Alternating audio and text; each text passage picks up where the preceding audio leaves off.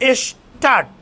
महोदय, इस समय हम जनसंख्या वृद्धि के जिस दौर से गुजर रहे हैं उससे विश्व की जनसंख्या में लगभग 9 करोड़ लोग हर वर्ष जुड़ रहे हैं। इस समय विश्व जनसंख्या 560 करोड़ है। इस जनसंख्या में युवावस्था में कितने प्रतिशत लोग हैं, कितनी शहरीकरण हुआ है, परिवार नियोजन के तरीके कितने लोग अपना रहे हैं या कितने लोगों द्वारा अपनाने की आशा है, इन सब बातों को ध्यान में रखते हुए जनसंख्या वृद्धि अनुमान लगाते हैं कि अगले कुछ दशकों में जनसंख्या कितनी होगी।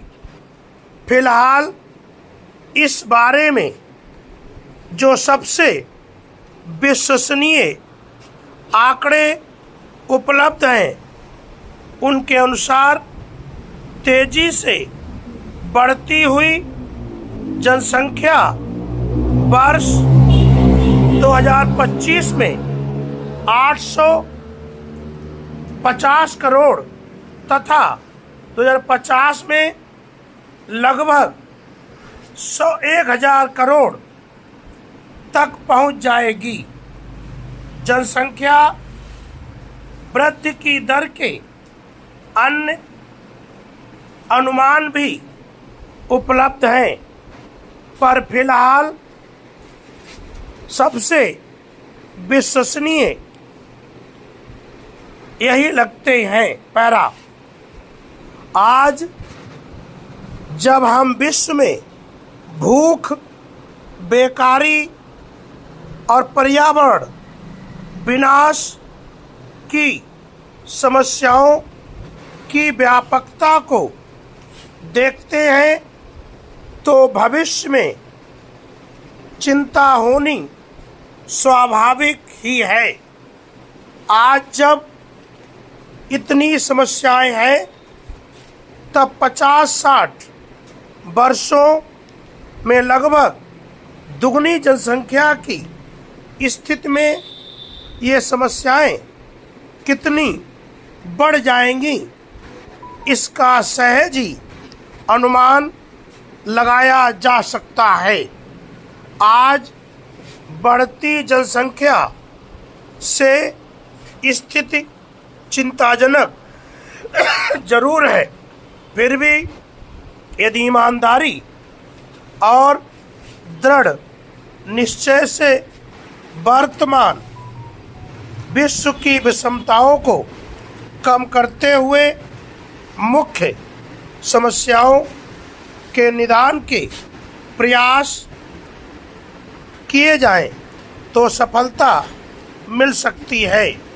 आज विश्व में संसाधनों का अत्यधिक दोहन कुछ अमीर देशों और कुछ अमीर वर्गों द्वारा किया जा रहा है। उदाहरण के लिए संयुक्त राज्य अमेरिका में विश्व के मात्र 4% लोग रहते हैं, पर विश्व के पेट्रोल या तेल उत्पादन के 25% हिस्से का उपयोग यहाँ होता है। अमीर देशों में विश्व की कुल आबादी का 1/4 हिस्सा रहता है, पर वे कागज के 85% हिस्से का, अन्य धातुओं के 86% हिस्से व व्यापारिक ऊर्जा के 80% हिस्से का उपयोग करते हैं।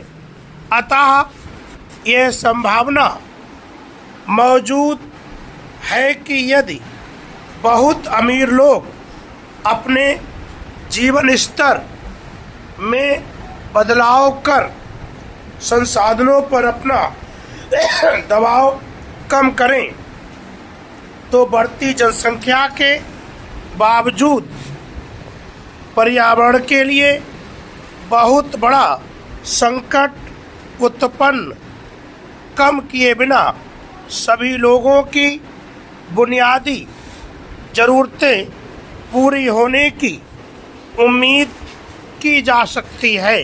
पैरा स्वीडन के एक प्रमुख पर्यावरणविद एंडर्स बिकमैन कुछ समय पहले जब भारत आए तो उन्होंने स्वीडन की सरकार द्वारा कराए गए एक अध्ययन की जानकारी दी, जिसमें बताया गया कि यदि स्वीडन की वर्तमान जीवन शैली को सब लोग अपनाएं तो विश्व में मात्र 50 या 60 करोड़ लोग ही रह सकते हैं।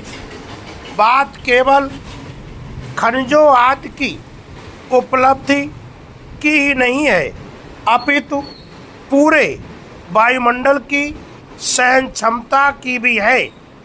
इसकी ओर हमें नियोजन केवल आज के 560 करोड़ लोगों के लिए ही नहीं करना है, बल्कि 2050 के 1000 करोड़ लोगों के लिए भी करना है।